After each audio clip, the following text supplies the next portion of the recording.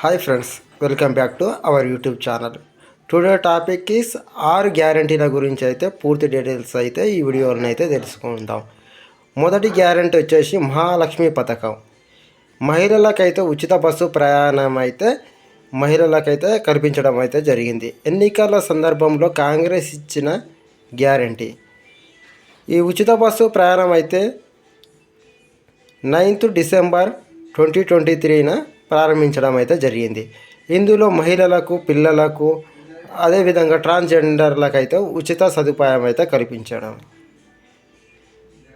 మహిళలకు 2500 రూపాయలు ప్రతి నెల. ఈ పథకమునైతే 27th ఫిబ్రవరి 2024న ప్రారంభించడం అయితే జరిగింది. ఇది కేవలం మహిళలకు సంబంధించిన పథకము. 500 రూపాయలకే ఉచిత గ్యాస్ సిలిండర్. ప్రతి ఇంటి మహాలక్ష్మికి 500 రూపాయలకే ఉచిత గ్యాస్ సిలిండర్ అందజేస్తామని ఎన్నికల సమయంలోనైతే కాంగ్రెస్ ప్రభుత్వం అయితే హామీ ఇవ్వడం అయితే జరిగింది. రెండో గ్యారంటీ వచ్చేసి చేయూత.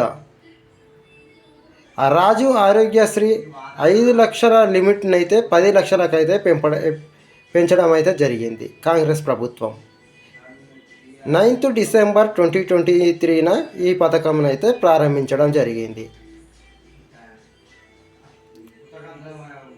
వృద్ధులకు, వితంతులకు, మహిళలకు, ఒంటరి మహిళలకు, గీతా కార్మికులకు, అదేవిధంగా చేనేత కార్మికులకు, ఎయిడ్స్ వ్యాధిగ్రస్తులకు, డయాలసిస్ పేషెంట్లకు, అదేవిధంగా 16 రకాల పెన్షన్లు తీసుకుంటున్న వారందరికైతే ప్రతి నెల 4000 రూపాయల పెన్షన్ అందజేస్తామని కాంగ్రెస్ ప్రభుత్వం అయితే ఎన్నికల సమయంలో ప్రకటించడం జరిగింది. వికలాంగులకైతే పెన్షన్ 3000 నుంచి 6000కైతే పెంచడం అయితే జరిగింది. అదేవిధంగా మూడో గ్యారంటీ వచ్చేసి గృహజ్యోతి.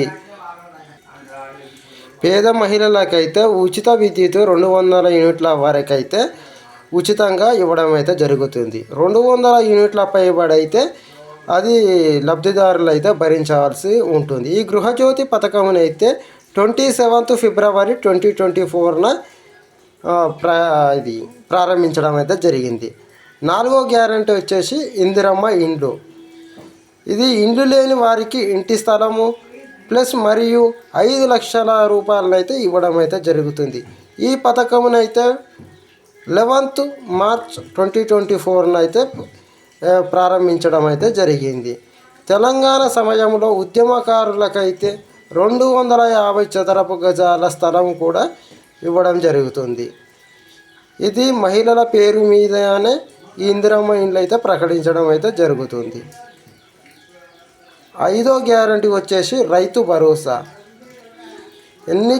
కాంగ్రెస్ ఎన్నికల సమయంలో ఇచ్చిన హామీ మేరకైతే రైతులకు, కౌలు రైతులకు ఎకరానికి 15,000 రూపాయలు అయితే అందిస్తామని అయితే ప్రకటించడం అయితే జరిగింది.